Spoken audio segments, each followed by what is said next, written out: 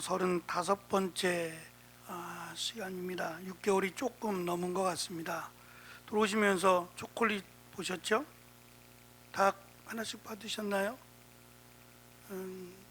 초콜릿을 주니까 강건이가 목사님 오늘 책거리인가요? 라고 딱 알아보더라고요. 예, 책거리 맞습니다. 내일 제가 마지막 원고 정리를 해서 넘기면 올해 가기 전에 아마 책이 나오리라 생각합니다. 아쉬운 점도 있습니다. 저도 다니엘서를 처음부터 끝까지 처음 함께 나눈 거였기 때문에 감사하면서도 아쉬움이 남고 늘 아쉬움이 남는 것 같아요. 더 제대로 했어야 되는데라고 하는 아쉬움은 늘 있습니다. 또다시 다니엘서를 할 수 있나? 라는 생각을 하면 더 아쉬움이 남고요. 오늘 말씀에도 6절에 보면 지금 4명이 등장을 합니다. 마지막 그 다니엘서를 마무리하면서 4명이 등장을 하는데 둘은 천사입니다. 6절에 보면 강물 위에 있는 자 하나 천사, 또 강물 아래쪽에 있는 천사, 강 저편, 강 이편 이렇게 되어 있어요. 강 이편 천사, 강 저편 언덕에 서 있는 2명의 천사, 또 한 사람은 세마포 옷을 입은 자, 이건 그리스도를 상징하는데요. 아직 성육신을 입고 오시지 않은 그리스도를 상징하는 내용입니다. 이 내용은 이미 7장에서도 밝힌 바가 있어요. 그래서 이 세마포 옷을 입은 자를 그리스도로 보는 데는 큰 이견이 없어요. 아쉽다라고 말씀드린 것은 지금 천사 둘이 있거든요. 천사 둘이 있고 천사 둘이 물어봐요. 예수님을 향해서 이 마지막 때에 대해서 물어봐요. 그리고 예수님이 답변을 하십니다. 근데 다니엘이 그 말을 이해를 못해요. 이해를 못하고 또다시 물어요. 그랬더니 예수님께서 9절에 다시 한번 말씀하시는 게 아니라 다니엘아 갈지어다 대저 이 말은 마지막 때까지 간수하고 봉함할 것이니라 라고 말씀하고 다니엘에게 두 천사에게 하셨던 말씀을 다니엘에게 다시 말씀하시진 않아요. 지금 천사 둘이 등장한 것은 사실 우리식으로 성경을 해석하면 어려움이 많아요. 그러니까 구약적 배경에서 특히 먼저 이 말씀을 받은 자들은 이스라엘 백성들이거든요. 이스라엘 백성들은 모세 오경을 이미 갖고 있는 사람들이에요. 모세의 율법이라고 하는 것들을 이미 가지고 있는, 구전이 되었든지 어떤 문서가 되어 있든지 간에, 종이는 아니겠지만 이미 갖고 있는 사람들이에요. 그러니까 가장 완벽한 설득력이 있다라고 하는 기준은 예수님 당시에도 그랬지만 율법이에요. 그래서 율법에 기록된 대로 이 말씀이 정황무오하냐, 사실이냐라고 주장을 하게 되면 증인이 필요해요. 몇 사람이죠, 증인이? 어떠한 일에 증인이 맞아라고 증인의 역할을 하려면 최소 몇 사람이 있어야 되는 거예요? 왜 갑자기 꿀먹은 벙어리가 되셨어요? 권사님 한 사람만 줄여보세요. 네, 2사람, 2-3사람 이렇게 얘기하는데 최소 인원이 2명이에요. 그러니까 2사람이 증인이 되는 거예요. 그러니까 둘이 짜고서 거짓 증언할 수도 있죠. 여기에 대해서 하나님이 경고하신 내용도 있고요. 그러니까 지금 이 2사람이 아니죠. 둘의 증인이라고 하는 2 천사가 나온 것도 우리의 입장에서, 지금의 입장에서는 그냥 예수님 말씀하시면 되지, 그리스도이신 예수님 말씀하시면 되지, 무슨 증인이 필요해? 라고 할지 모르겠어요. 하지만 받는 이들의 입장에서는 하나님의 말씀 또 예수님의 말씀이 사실이다, 정확하다라고 할 때에는 이렇게 증인들이 필요하단 말이에요. 근데 이 증인이 천사라고 하는 점, 제가 아쉽다라고 한 표현이 지금 5절에 있는 것처럼 2 증인인 2 천사가 한 천사는 강 이편 언덕에, 또 한 천사는 강 저편 언덕에, 지금 여기에 있는 강이 제가 페이퍼에도 써놨는데요, 티그리스 강이에요.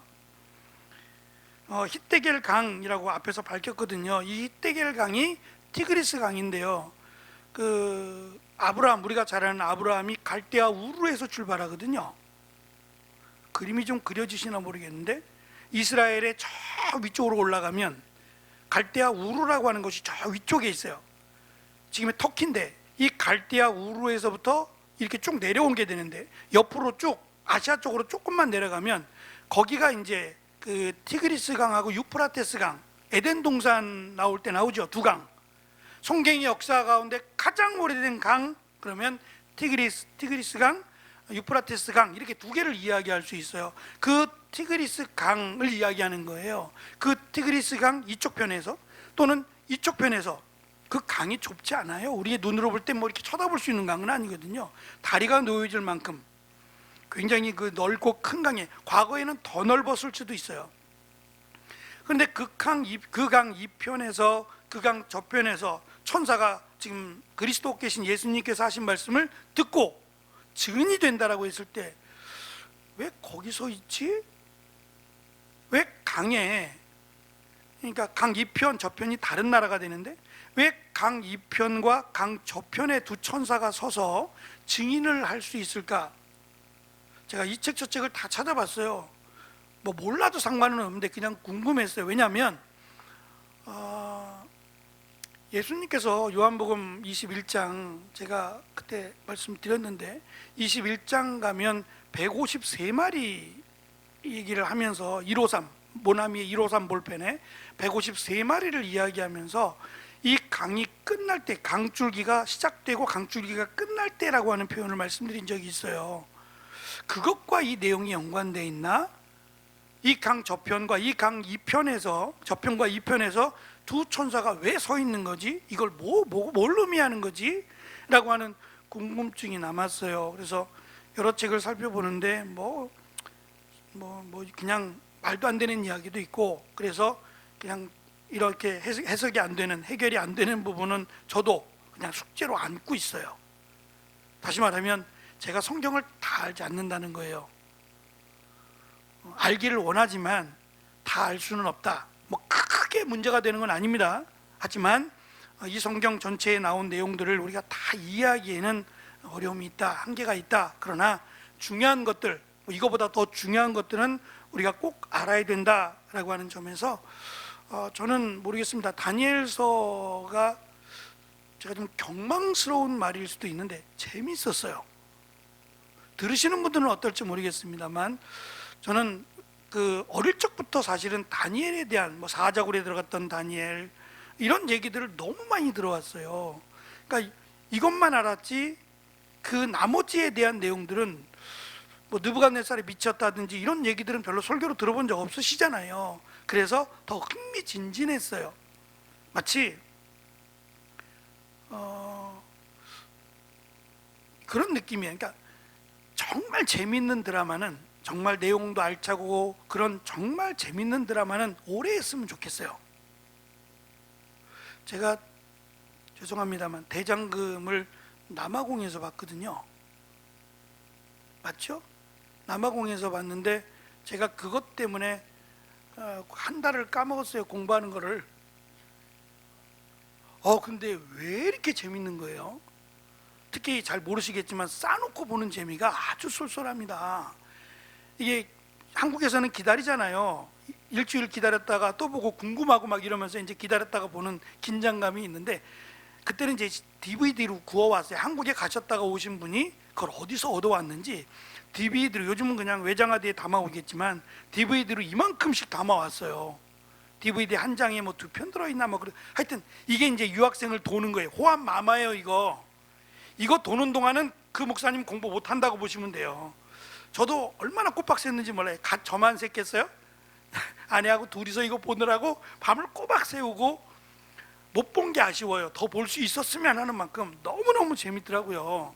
사람마다 조금 다를 수 있겠지만 웬걸요? 전반부가 끝났어요. 이게 장금이가 음식을 하는 장금이었잖아요. 그리고 저는 끝난 줄 알았는데 2부에서 침 놓는 장금이가 하는, 이거 더 재밌는 거예요. 이게 더 재밌어서 진짜 거짓말 안 하고 한 달을 그냥 책이 머리에 들어오는 게 아니라 장금이가 머리에 들어와가지고, 재밌는 건 오래 했으면 좋겠어요. 예? 요즘은 좀 짧게 하는 경향들이 있는데 그렇게 보면은 35회라고 하는 건 장편이에요, 사실은. 저희가 지금 누가복음을 함께 나누고 있지만 누가복음은 더 장편이죠. 더 기니까 언제 이렇게 또 해보겠어요. 저도 그렇고 여러분도 그렇고 언제 이렇게 말씀을 살펴보겠느냐고요. 그런 의미를 두고 어디도 하나님 말씀이니까 우리가 좀 살펴볼 때 조금 더 자세하게 조금 더 관심을 갖고 기도하면서 살펴보자 라고 하는 마음이에요. 그래서 뭐 제가 정한 건 아니에요. 35회를 정한 건 아닌데 하다 보니까 35번이 됐어요. 어쨌든 35번 동안 다니엘서 서론부터 해서 35번 마지막 시간까지 오면서 제가 다 이해할 수는 없었어요. 근데 이해하는 한도 내에서 최선을 다해서 말씀을 나누려고 노력을 했고, 어쨌든 35회까지 이렇게 함께 끝까지 참석하신 분도 계시고요, 또 몇 번 빠지신 분도 있을 거 아니에요. 그래도 다 한 거예요. 끝까지, 박은정 집사님 끝까지 오시면 다 온 겁니다. 이게 몇 번 빠졌어도 끝까지 오면 다 온 거예요. 나중에 책이 나오면 한번 그때를 생각하시면서 한번 쭉 한번 돌아보시면 좋을 것 같습니다. 말씀드린 것처럼 우리가 정확한 의미는 알 수 없지만 두 명의 천사 그리고 그리스도, 세마포 옷을 입었다라고 하는 자가 그리스도인데요, 그리스도와 다니엘, 이 네 명이 마지막 휘날레를 장식하는 내용이에요. 지금 다니엘이 몇 살이라 그랬죠? 80이 넘었다 그랬잖아요. 그러니까 어찌 보면 거의 2배 가까이를 살았다고 보시면 돼요. 뭐 골골골하며 산 건 아니었어요. 물론 육신적으로 연약한 건 분명히 맞지만 오늘 내일 한 건 아니었어요. 오늘 내일 한 건 아니지만 하나님께서 다니엘에게 이 말씀을 주고자, 이 말씀까지, 그래서 오늘 말씀해 보면 13절이 마지막인데 이렇게 말씀하세요. 너는 가서 마지막을 기다리라.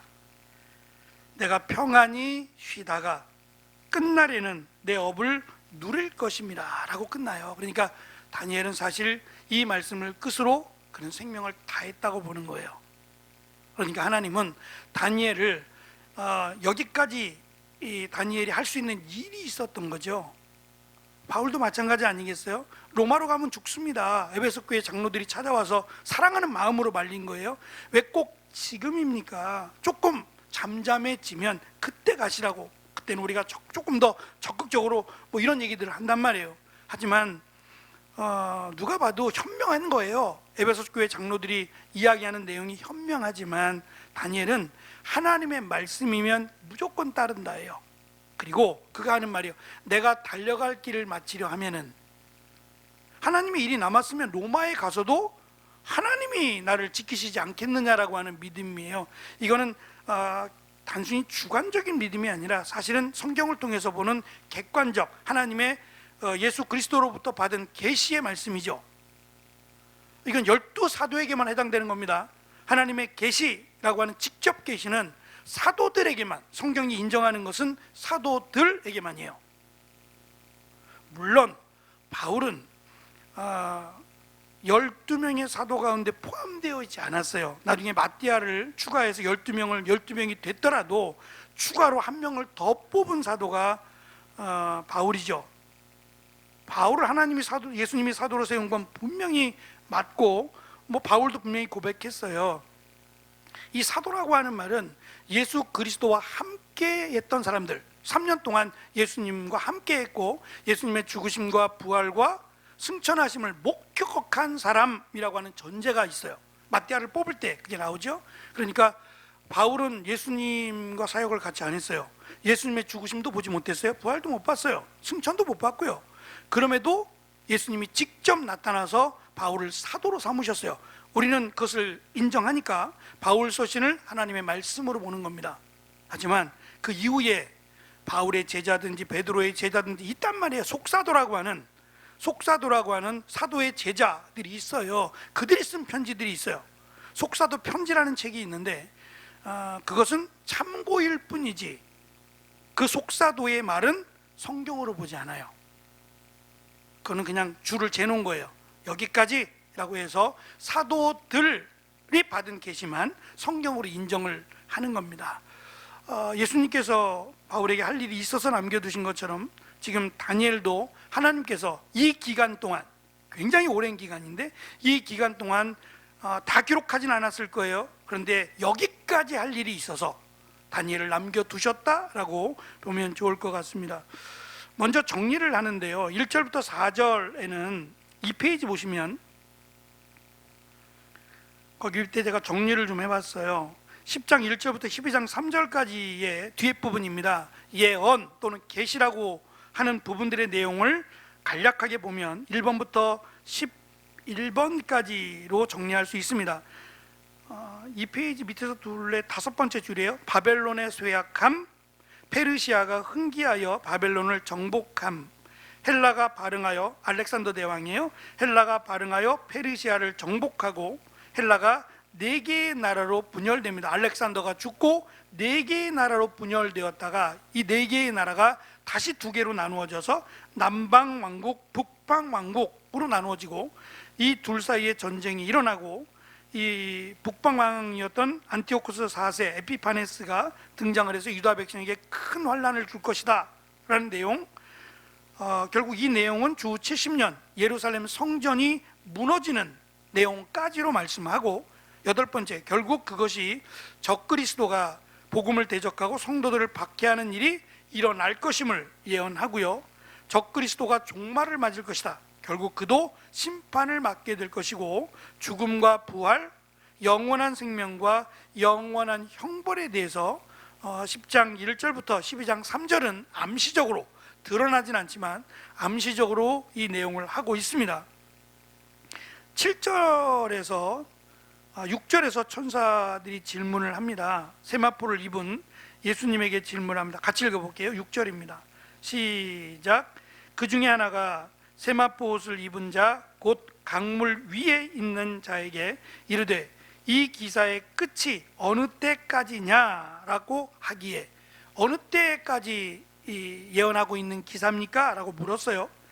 그랬더니 예수님께서 몸짓으로 자기의 좌우손을 들어 하늘을 향하여 영원히 살아계시는 이를 가리켜 맹세하여 이르되, 이 맹세한다라는 말이 있기 때문에 두 사람이 증인이 되는 거예요. 그래서 두 천사가 이 맹세에 대한 증인의 역할을 한다라고 보시면 돼요. 맹세는 3페이지 보시면 빨간색으로 제가 해놨습니다. 반드시 한때, 두때, 반때를 지나서 성도의 권세가 다 깨어지기까지이니, 그렇게 되면 이 모든 일이 다 끝나리라, 예언의 말씀이 끝나리라 라고 말씀하셨어요. 한때, 두때, 반때는 7장 25절 거기에 등장하는 한때, 두때, 반째를 의미하고요, 7장에서는 작은 뿔 에피파네스요, 안티오코스 에피파네스를 상징하는 적그리스도가 성도들을 박해하는 기간으로 설명이 되고, 더 나아가 하나님께서 정해놓으신 기간을 의미합니다. 그것이 언제인지는 알 수 없지만 계시록에서도 한때, 두때, 반때를 설명했죠. 그것을 놓고 결정을 지으면, 다시 말하면 이 예언의 말씀, 묵시라고 하는 이 예언들에 대한 말씀의 결론은 사실 계시록에 있어요. 그러니까 다니엘을 정확하게 해석하려면 계시록의 도움을 받아야 된다는 거예요. 이미 계시록에서 한때, 두때, 반때를 이야기했을 때에는 지금 다니엘서에서 말하는 내용은 다 끝난 거예요. 왜냐하면 계시록은 AD 90년이 훨씬 지나서 기록된 거예요. 그러니까 70년 성전도 무너졌죠. 지금 에피파네스는 이미 진작 죽었고요, 죽고 나서 한참 뒤에 예수님이 태어나시고 약 70년 뒤 주후에요. 주 70년에 예루살렘 성전이 무너졌어요. 여기까지 예언이 갔다면 다 끝난 거예요. 근데 굳이 요한계시록에서 한때, 두때, 반때를 또 이야기할 리 없잖아요. 그러니까 계시록에서 한때, 두때, 반때를 이야기한 것을 보면 두 가지라는 거예요. 하나는 이 성도들이 박해를 받는 에피파네스로부터 성전에 돼지피가 뿌려지고 안식일이 무너지고 이런 정말 수치스러운 치욕의 시간들, 플러스 앞으로 당하게 될, 지금도 포함해서 적그리스도, 하나님의 말씀 복음을 대적하는 적그리스도로 인하여 믿음의 성도들이 박해를 받는 그때까지를 한때, 두때, 반때로 보면 된다는 겁니다. 한때, 두때, 반때라고 하는 이 3년 반은 느부갓네살이 심판을 받았던 7대 7년이에요 7대의 절반에 해당돼요. 무슨 말이냐면 7대에 비하면 느부갓네살이 받았던 그 정말 수치스럽고 치욕스러운 짐승과 같은 이런 그 시간들, 그것들의 절반밖에 안 된다는 거예요. 그러니까 짧다. 한때 두때 반때, 기껏해야 3년 반밖에 안 된다. 진짜는 그렇지 않아요. 진짜는 그렇지 않아요. 우리가 살아있는 동안 고난을 받을 수도 있고, 이 이후에도 얼마나 더 많은 고난이 우리를 기다리고 있을지 몰라요. 우리의 자녀들도 이 고난을 받을 수 있어요. 한때 두때 반때는요, 뭐 몇십 년을 받을 수도 있고 죽을 때까지 받을 수도 있는 거예요. 그런데 한때 두때 반때라고 하는 설명은 짧다는 걸 말하기 위해서 그래요. 이것이 짧을 것이다, 결코 길지 않을 것이다 라고 하는 내용과, 또 이미 한때 두때 반때를 말씀하셨어요. 그러니까 하나님은 이 기간을 하나님이 이미 정하셨다라는 것을 가르쳐 준다는 겁니다. 성도의 권세가 다 깨어지기까지라고 하는 말은 적그리스도가 하나님의 백성을 박해하고 탄압하여 성도들의 힘이 다 빠질 때까지 괴롭힌다는 얘기예요. 그러니까 성도들이 이것 때문에 목숨을 걸기도 하고 심지어는 믿음을 포기하기도 할 정도의 어려움이라는 거예요. 그냥 쉽게 생각할 내용은 아니라는 거죠. 굉장히 힘들 것이다 라고 하는 것을 염두에 둔 내용입니다. 이 놀라운 일이 어느 때까지입니까? 라고 천사들이 물었을 때에 이 모든 일은 사실 하나님이 하셔요. 그 기간은 하나님이 하시는 거예요. 그래서 마태복음 24장에 마지막 때가 언제입니까? 라고 제자들이 묻죠. 제자들이 물었던 마지막 때란 하나님의 나라가 임하는 때예요. 다시 말하면 메시아가 오는 때예요. 이상하잖아요. 메시아이신 예수님이 여기 계신데 메시아가 오는 때를 구한다는 것 자체가 제자들이 얼마나 믿음이 없고 예수님을 메시아로 믿지 못한다는 얘기예요. 그러니까 이런 질문을 하고 있는 거예요.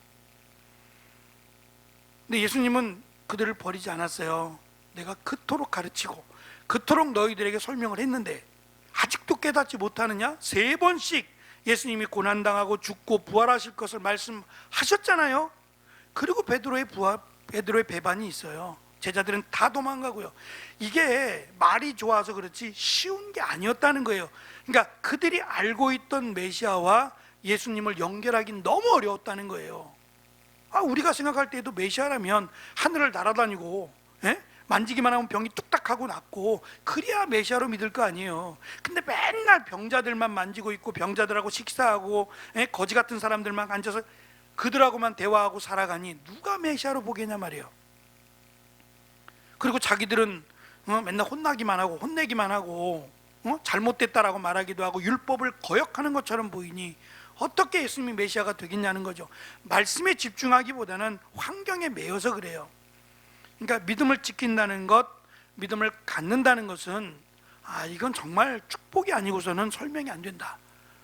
정말 은혜가 아니고서는 이건 설명이 불가능하다는 생각이 들어요. 혹시 우리가 대상자로 놓고 기도하시는 분들이 있다면 끝까지 기도하세요. 포기하지 말고 기도하는 방법밖에 없어요.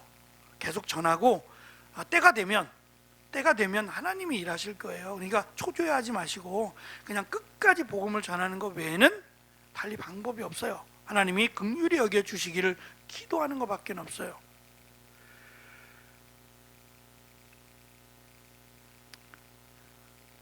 세마포 옷을 입은 자 5페이지 보시면 다니엘은 깨닫지 못합니다. 그가 들은 내용이 너무나 깊고 난해했기 때문이라는 거죠. 다니엘은 그리스도께 다시 묻습니다. 내 주여, 이 모든 일의 결국이 어떠하리까? 라고 한 번 더 묻습니다. 이 물음은 앞에서 이 놀라운 일의 끝이 어느 때까지입니까? 라고 물었던 천사들의 질문과 크게 다르지 않아요. 말씀하셨는데도 깨닫지 못한 거예요. 다르게 조금 더 쉽게 자신이 알아들을 수 있도록. 근데 알아들을 수 있는 게 아니에요.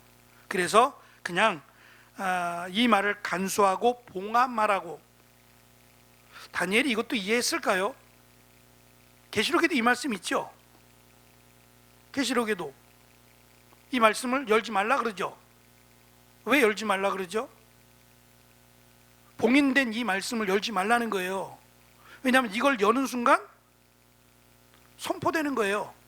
시작되는 거란 말이에요. 그러니까 이것이 봉인된 것이 풀리게 되면 구원과 심판이 임하는 거예요. 그냥 그 자리로. 그렇게 설명을 하셨어요. 그래서 아직은 언제든지 이 봉한 것을 열 수 있는데 아직은 구원의 때이기 때문에 열지 말라고 말씀하셨던 거예요. 그러니까 이것을 전하기는 해요. 가르치지 말라는 게 아니고 전하지 말라는 건 아닌데, 지금은 이것을 잘 간수하고 봉함하라, 보여주지 말라는 얘기가 아니라 손상되거나 변경되지 않도록 하라는 거예요. 잘 지키라는 거예요. 이 말씀을 이해를 못한다고 해서 수정을 하지 말라는 거예요. 손대지 말고 그것을 잘 보존하라라고 하는 말씀이었어요. 6페이지 내용은 앞에서 좀 읽어보시면 되고요. 많은 사람이 연단을 받아 스스로 정결하게 하며 시기할 것이니 악한 사람은 악을 끝까지 행할 것이다. 악한 자는 아무것도 깨닫지 못하되 지혜 있는 자는 깨닫게 되리라. 늘 하시는 말씀이에요. 지혜라고 하는 것 하나님의 말씀입니다. 하나님의 말씀을 깨닫는 자가 하나님은 지혜로운 자라고 말씀하셨어요. 그러니까 사실은 하나님의 말씀을 깨닫는다, 결코 쉽지 않은 일이에요. 결코 쉽지 않은 일이에요. 그러니까 여기에 많은 수고와 노력이 사실은 있어야 돼요.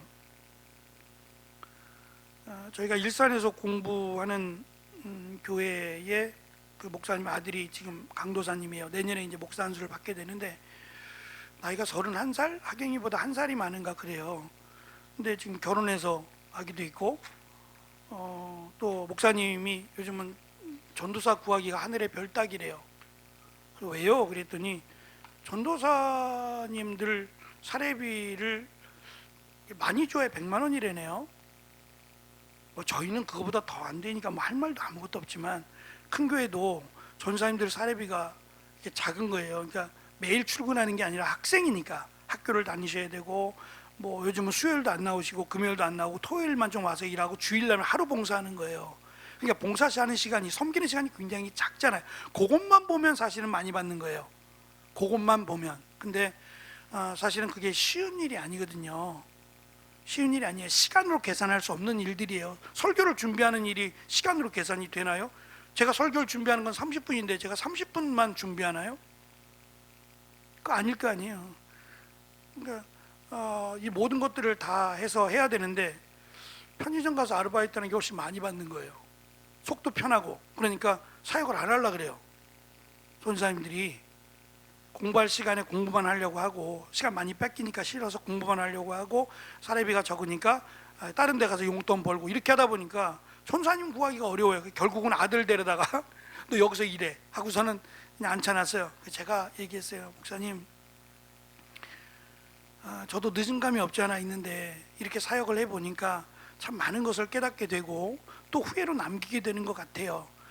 뭐 후회로만 남기면 안 되지만 내가 조금 더 사역을 좀 했더라면, 조금 더 많이 했더라면 성도들에게 더 은혜로운 말씀들을 전할 수 있었을 것이고, 이런 내용들이 마음에 많이 남거든요. 지금도.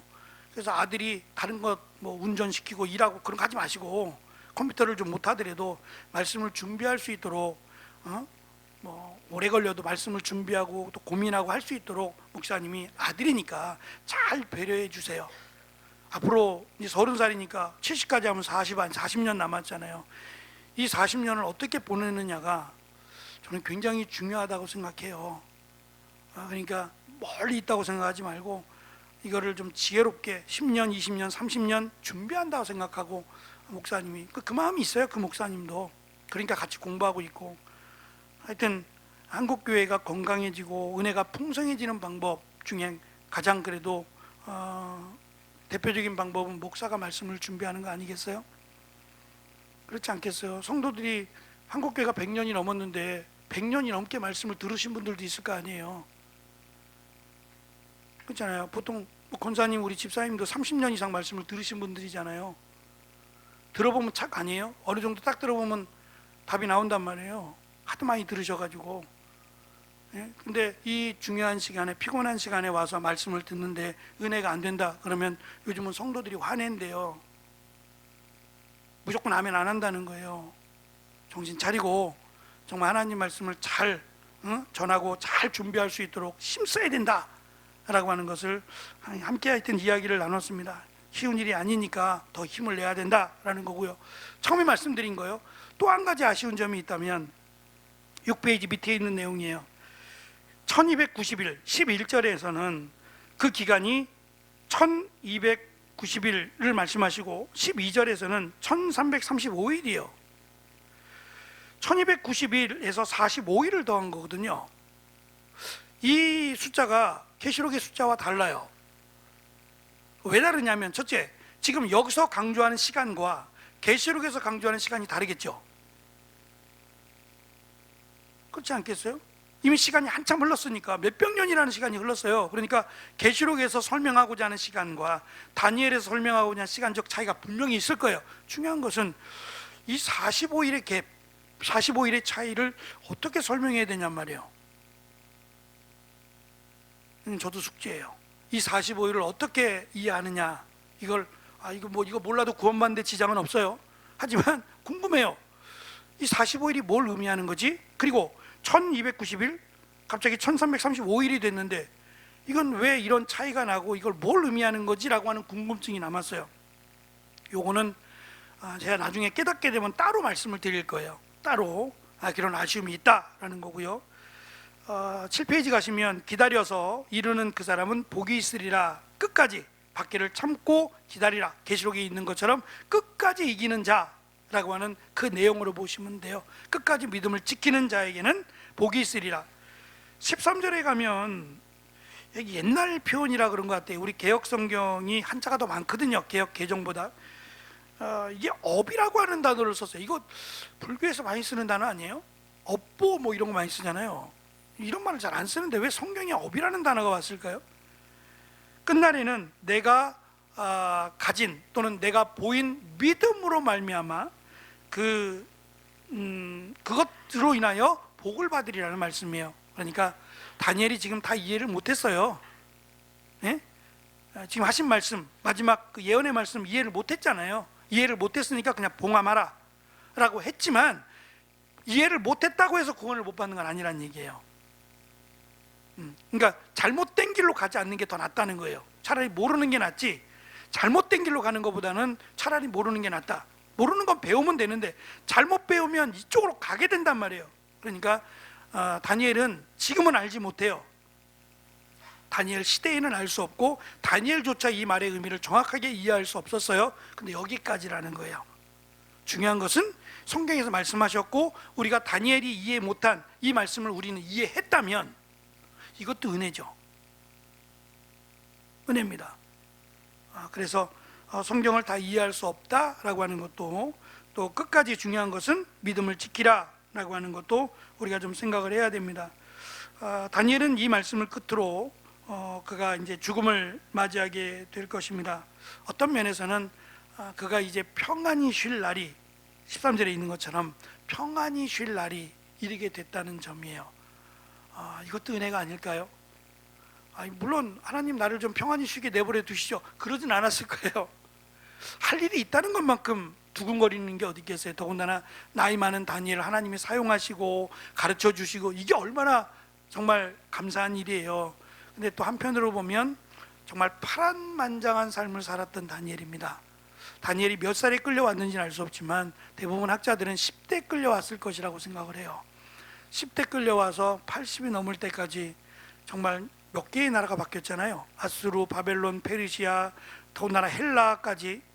지금 헬라는 아니지만 다니엘이 겪었던 이 수많은 전쟁과 또 환난과 자신을 죽이려고 하는 이런 정말 파란만장한 삶 속에서 다니엘이 해야 되는 일이란 끝까지 믿음을 지키고 이 믿음을 가르치는 일이에요. 자신이 증인이 되어서, 또는 다니엘과 친구들이 증인이 되어서 믿음을 지키는 자로 하나님이 복을 주시고, 또 다른 이들도 믿음을 지키는 자를 하나님이 복 주셨다라는 것을 다니엘을 통해서 말씀하시기 위해서 이 다니엘서를 기록하게 하셨다라고 보여집니다. 마지막 내용은 제가 사도 바울이 말한 것, 그리스도께서 죽은 자 가운데 다시 살아나사 잠자는 자들의 첫 열매가 되셨다라는 말씀으로 연결해서 봐도 좋을 것이라는 거예요. 다니엘은 비록 마지막 하신 말씀을 다 이해하지 못하고 봉하게 되고 평안히 잠자리에 누워서 세상을 떠나지만, 그도 역시 죽은 자가 일어날 때 같이 일어날 거 아니겠어요? 그죠? 잠자는 자들의 첫 열매, 사실은요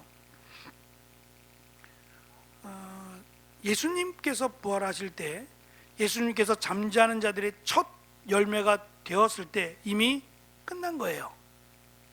결정이 난 거라고요. 예수님만 부활하시는 게 아니라 사실은 죽은 자들도 이미 부활했다고 보는 거예요.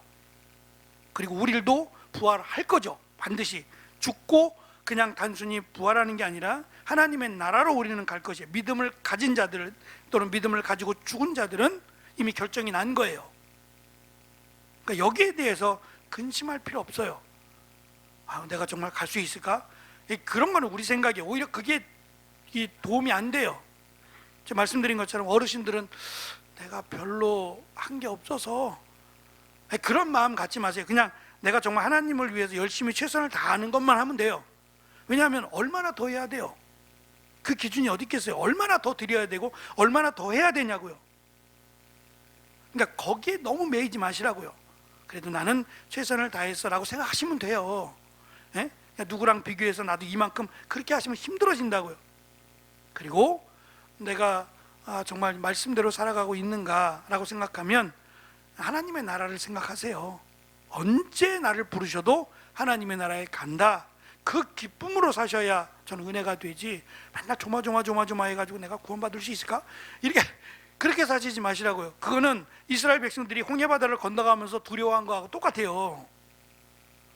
이미 바다를 갈랐고 이 뻘을 말리셔서 건너가라고 하셨잖아요. 제가 즐기라 그랬잖아요. 가면서 물도 좀 만져보고 물고기도 한번 좀 보고, 이런 광경을 언제 보겠냔 말이에요. 하나님이 말씀하셨으면 그걸 믿는 게 믿음이니까, 우리에게 예수 그리스도를 믿으면 구원 받았다고 하셨잖아요. 믿고 살아가는 거예요. 그래야 기쁨으로 살아갈 수 있어요. 그러니까 너무 기준에 매이지 마시고 내가 최선을 다해서, 내 스스로가 최선을 다해서 후회함이 없도록 정말 주님을 위해 산다라고 하시면 이제 기쁨으로, 감사함으로 사시는 것이 저는 주님이 오시는 날까지 우리가 믿음으로 살아가는 삶의 모습이라고 생각해요.